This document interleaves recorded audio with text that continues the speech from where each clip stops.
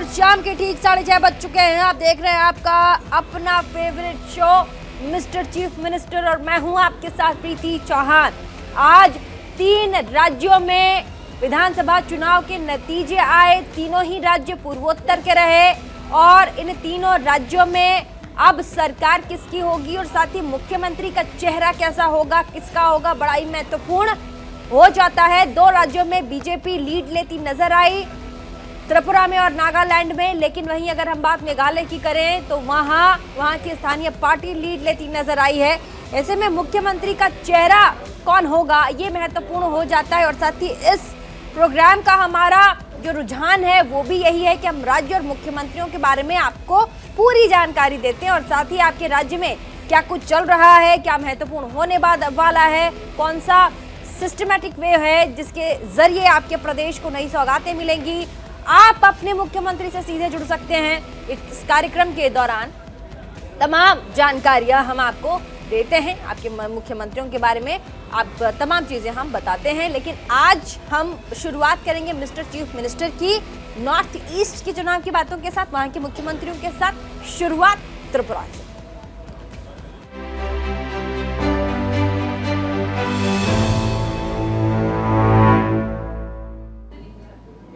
और mister chief minister में बात भारत के 3 पूर्वोत्तर राज्यों त्रिपुरा, नागालैंड, मेघालय के चुनावी नतीजे आ चुके हैं, उनकी करेंगे। चुनावी नतीजों में तस्वीर बिल्कुल साफ हो गई है। 2 राज्य त्रिपुरा और नागालैंड में बीजेपी को जीत मिली है, लेकिन मेघालय में स्थिति अलग है, वहां स्थानीय पार्टी ने लीड ली है। सबसे पहले हम बात त्रिपुरा की करेंगे। यहाँ पर भारतीय जनता पार्टी और साथ ही उसकी सहयोगी party Indigenous Peoples Front of Tripura ने जीत दर्ज की है। त्रिपुरा की 60 विधानसभा सीटों के लिए जारी मतगणना में सत्तारूढ़ बीजेपी और आईपीएफटी के गठबंधन ने 33 सीटों पर कब्जा किया। प्रदेश के मुख्यमंत्री माणिक शाह टाउन बोर्डो वाली सीट पर जीत दर्ज उन्होंने की है। उन्होंने अपने निकटतम प्रतिद्वंदी कांग्रेस के आशीष कुमार साह को हरा दिया।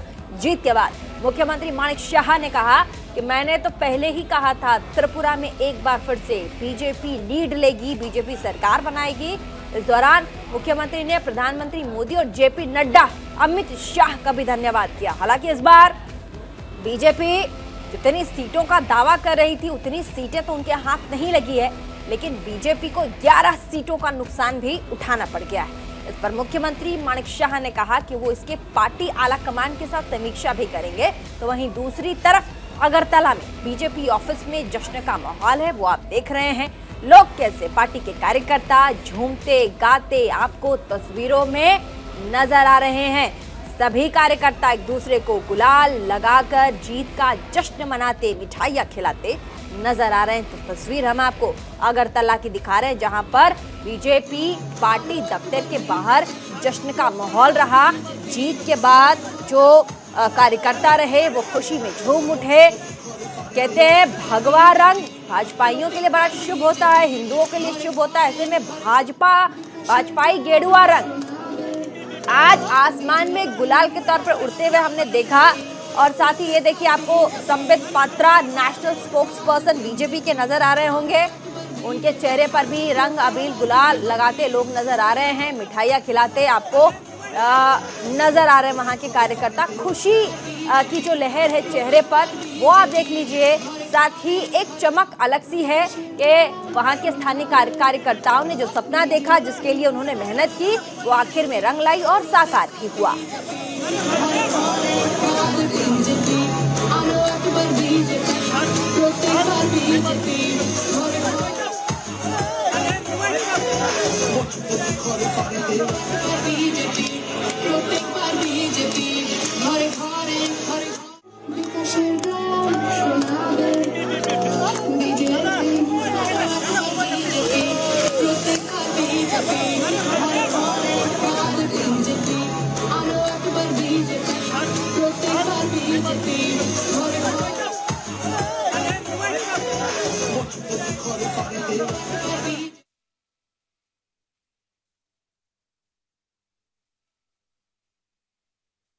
देखिए, पहले हम लोग बोल चुके थे कि हम लोग इस बार भारतीय जनता पार्टी का फिर से बहुमत से हम लोग सरकार बनाएंगे और ये अभी तक जो रिजल्ट निकला है इससे तो पता ही लग रहा है हम लोग सरकार बना रहे हैं।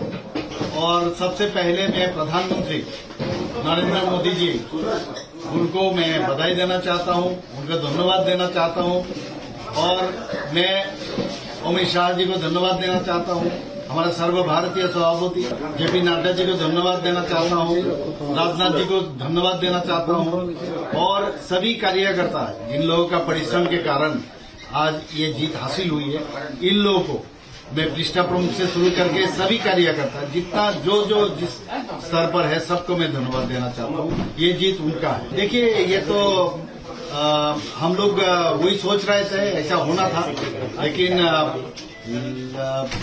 हम लोग पोस्ट इलेक्शन जो विश्लेषण है उसमें हम लोग बैठेंगे। जिस तरह हम लोग सोचे थे और भी सीट हम लोग को आना चाहिए था, इसके विषय में तो जरूर हम लोग उसका विश्लेषण करेंगे, उसके बाद ही मैं बता सकता हूँ क्यों ऐसा नहीं। बहुत अच्छा लग रहा है और ये तो जीतने के बाद ये सर्टिफिकेट मिल रहा है, इससे अच्छा ये खुशी की बात और क्या हो सकता है। और मैं माननीय प्रधानमंत्री नरेंद्र मोदी जी को मैं धन्यवाद देना चाहता हूँ और सभी को धन्यवाद देना चाहता हूँ, खास करके हमारा जो कार्यकर्ता है सबको और हमारा national president JP Nadda ji को और अमित भाई जी को और राजनाथ जी को और सभी जो मुख्यमंत्री हमारा ये असम के मुख्यमंत्री, मणिपुर के मुख्यमंत्री, सबको धन्यवाद देना चाहता हूँ। और जो हमारा लीडर यहाँ पर आके हम लोग को सहायता के सबको मैं ये जीत जो हासिल हुई है ये all credit goes to our कार्यकर्ता। आपने त्रिपुरा की खबर देखी, वहां क्या कुछ रहा वो आपने देखा। बात कर लेते हैं दूसरे राज्य की जहां को उस राज्य की जहां पर बीजेपी सेकंड हाईएस्ट पोजीशन पर, मतलब लीड तो उन्होंने बीजेपी ने लिया, लेकिन राज्य दूसरा है त्रिपुरा के बाद। बात नागालैंड की कर लेते हैं। यहां पर भी बीजेपी के गठबंधन को सबसे ज्यादा फायदा मिलता नजर आया। नागालैंड में इस बार बीजेपी ने एक बार फिर से नेशनलिस्ट डेमोक्रेटिक प्रोग्रेसिव पार्टी के साथ चुनाव लड़ा था, जिसमें पिछली बार की तरह ही इस बार भी बीजेपी एनडीपीपी गठबंधन को 37 सीटें मिली हैं। पिछली बार इस गठबंधन के खाते में 60 से 29 सीटें आई थी।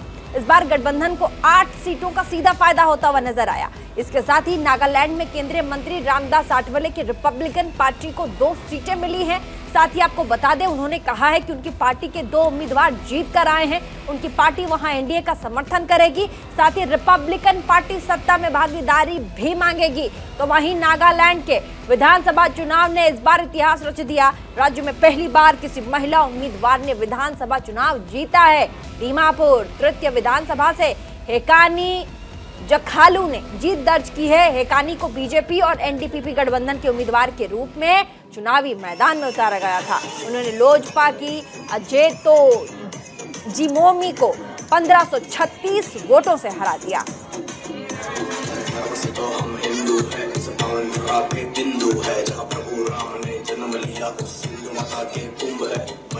पुरुषोत्तम उनकी जग सारे जग में बहुमूल्य है, राम राज्य प्रस्थापित करके किया कर्म।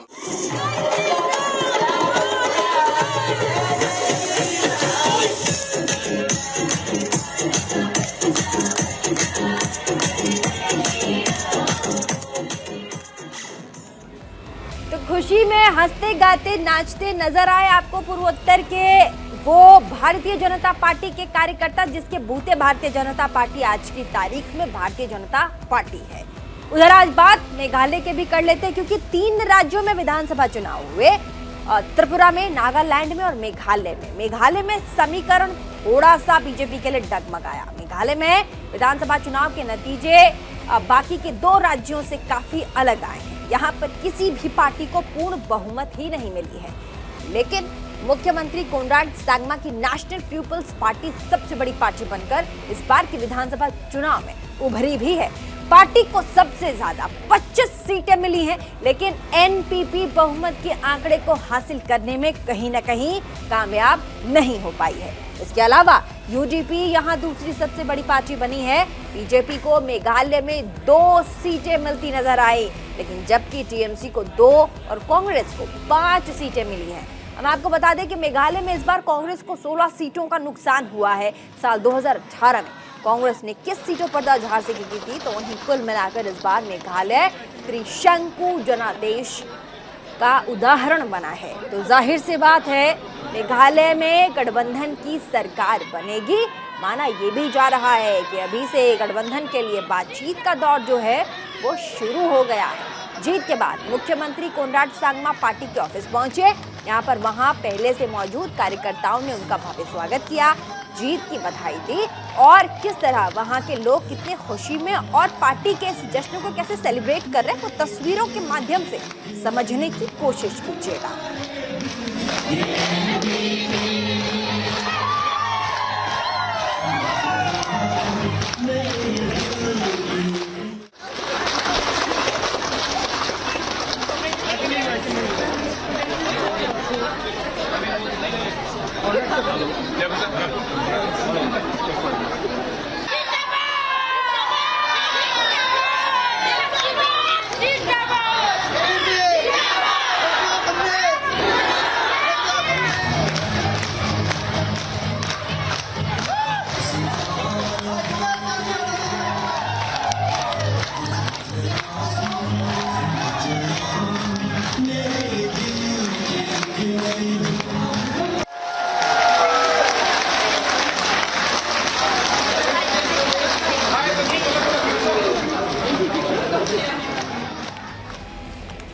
आगे बढ़ेंगे, अब बात उत्तर प्रदेश की भी कर लेते हैं। यहाँ पर विधान परिषद में मुख्यमंत्री योगी आदित्यनाथ ने विपक्ष पर जमकर निशाना साधा। उन्होंने कहा कि उत्तर प्रदेश में जिन्होंने राम को कोसा था, जो कहते थे कि अयोध्या में परिंदा भी पर नहीं मार सकता, आज उन्हें जनता ने कहां पहुंचा दिया है। आप देख सकते हैं, अच्छा होता वो चर्चा में भाग लेते, लेकिन वो भाग खड़े हुए।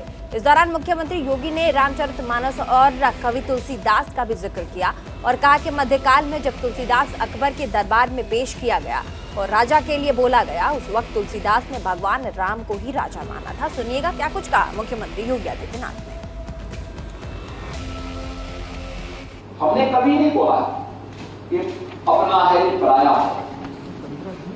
हमारे यहाँ तो हमेशा इस बात को कहा गया है, भयम निज परोविति गणना लवचेत साम उदार चरिता नाम तो सुधेव कुटुंब कम का भारत की उसी परंपरा,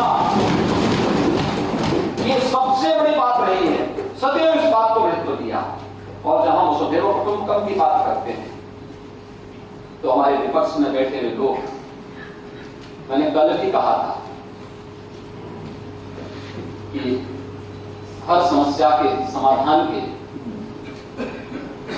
दो रास्ते होते हैं, या तो उसमें भाग लो या भाग लो।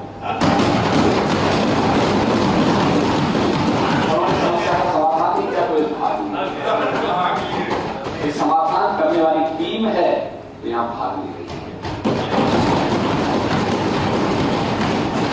जब हम यहां पे वसुधैव कुटुंबकम की बात कर रहे हैं, प्रधानमंत्री मोदी जी के नेतृत्व में दुनिया का भारत का संदेश पहुंच रहा है, तब वो जाति की बात कर रहे हैं। जब हम ग्लोबल इन्वेस्टर समिट की बात कर रहे थे तब वह जाति की बात कर रहे थे।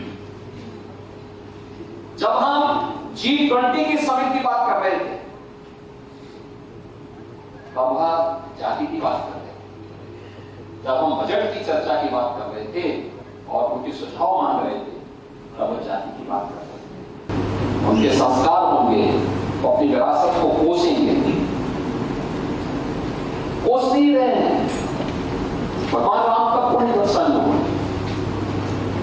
और मध्यकाल के महान संत तुलसीदास जी को इस प्रकार की टिप्पणी की गई।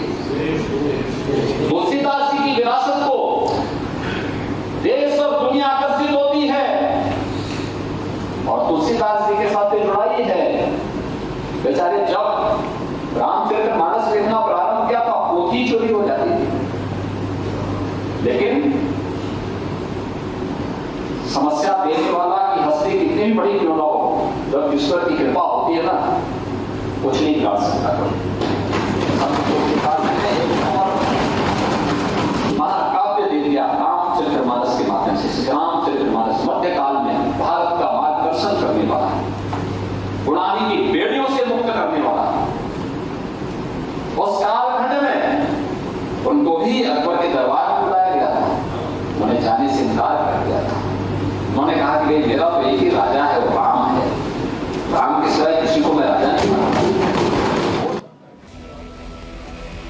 बात राजस्थान की। यहाँ पर प्रदेश के मुख्यमंत्री अशोक गहलोत हरियाणा में जिंदा जलाए गए जुनैद नासिर के पीड़ित परिवार से मिलने भरतपुर के गांव घाट मीका पहुंचे।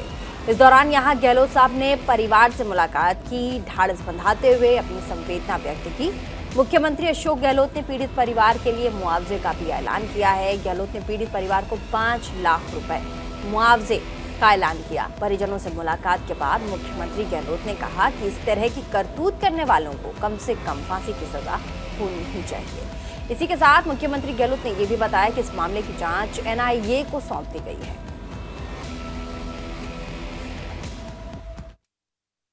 तो केस को पुलिस से ले लिया, एनआईए ने ले लिया, वहां पर इमीडिएटली केस को एनआईए ने ले लिया और भारत सरकार के एजेंसी ने ले लिया। आप समझ सकते हो वो अलग घटना थी जिसके कारण से एनआईए ने केस ले लिया, उसी ने चालान पेश किया। वही तफ्तीश आज भी कर रही है, राजस्थान पुलिस नहीं कर रही उसकी। उस घटना में इस घटना में फर्क है। ये घटना, वो घटना अलग ढंग की थी, ये घटना अलग ढंग की है।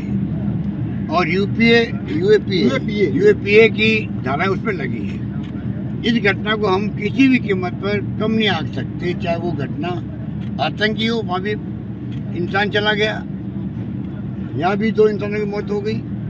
तो उसी ढंग से हम लोग पूरी तरह लगे हुए हैं। अरेस्ट हो मुलजिम, उनको फांसी की सजा हो, चाहे उदयपुर हो, चाहे वो ये घटना हो। ऐसे जो करतूत करने वाले लोग हैं इनको फांसी की कम से होनी नहीं चाहिए। तो हमने तय किया, पुलिस की जो केस ऑफिसर डायरी होती है उसके माध्यम से पूरा केस जो है तफ्तीश के दौरान भी, तफ्तीश के बाद में, चालान के वक्त में भी लीगल ऑफिसर लगता है साथ में, जिससे कोई कमी नहीं रह जाए तफ्तीश के अंदर, जुडिशरी के अंदर। उसके साथ में एक ऑफिसर लगता है जो इस काम को देखता लगातार परस्यू करने के लिए, जिससे कि केस जल्दी डिस्पोज हो, वरना सालों पड़े रहते हैं।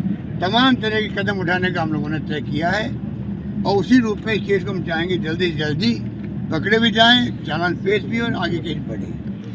परिवार वालों से मैंने बात करी, मैं इनका शुक्रिया अदा करता हूँ पूरे समाज ने, पूरी कौम ने। जिस शुरू में परिवार वालों के दर्द की तो कोई सीमा ही नहीं है, पर फिर भी जो जिस प्रकार से उन्होंने हमसे बातचीत करी है, हम पे विश्वास किया सरकार पर, जिस रूप में उन्होंने, घटना होती जयपुर आ गए थे 5-7 लोग, परिवार वाले आए थे, उस वक्त मैंने बात करी थी। इनको मैंने यकीन दिलाया, आज भी वो हम लोग भी कायम हैं, वो लोग इस बात में विश्वास कर रहे हैं। तो मैं समझता हूँ कि आने वाले वक्त में हम लोग कोई कमी रखेंगे नहीं और इनको अरेस्ट करके रहेंगे, ये मुझे विश्वास है। बच्चों को मैंने देखा, अभी 6 बच्चे हैं, 6 बच्चे हैं जुनैद के, क्या नाम जुनैद, 6 बच्चे जुनैद के, और दूसरा क्या नाम है नासिर, उसके बच्चे नहीं हैं, गोद ली हुई है। हाँ, तो जिसके 6 बच्चे हैं जुनैद के, वो 6 बच्चों को मेरे पास बैठे अभी, ठीक है। उनकी पत्नी है और दूसरा भाई जो है उसके बच्चे नहीं है, उसे कोई गोद लिया होगा, उसकी खाली पत्नी बची है। मैंने तय किया है कि सबको 5-5 लाख रुपए इनको FDR करवाएंगे हम लोग। पूरे अमाउंट 1-1 लाख का कैश देंगे, 4-4 लाख FDR करवाएंगे, जिससे कि कम से कम ये बड़े हों तो इनके पढ़ाई के लिखाई के अंदर काम आ सके, शादी ब्याह में काम आ सके। इस प्रकार से प्रति बच्चा और दोनों पत्नियों को, इन सबको 5 लाख रुपए लेंगे। ये मैं इस मौके पर कहना चाहूँगा, जिससे कि बच्चों को भी लगे, बच्चों को परवरिश करने के लिए भी परिवार का हौसला बुलंद हो सके, रह सके, मेरा मानना है। और अब बात उत्तराखंड की कर लेते हैं। यहाँ पर मुख्यमंत्री पुष्कर सिंह धामी ने आज मुख्यमंत्री आवास स्थित मुख्य सेवक सदन में अंतर्राष्ट्रीय महिला दिवस के अंतर्गत महिला सशक्तिकरण एवं सुरक्षा सप्ताह कार्यक्रम का शुभारंभ किया। उत्कृष्ट कार्य करने वाली महिलाओं को प्रशस्ति पत्र देकर सम्मानित भी किया गया। इस दौरान मुख्यमंत्री पुष्कर सिंह धामी ने महिला सशक्तिकरण और बाल विकास के ई-पेपर अपनी वाणी का शुभारंभ किया। साथ ही उन्होंने महिलाओं की आत्मरक्षा पर बनी लघु फिल्म का लोकार्पण भी किया।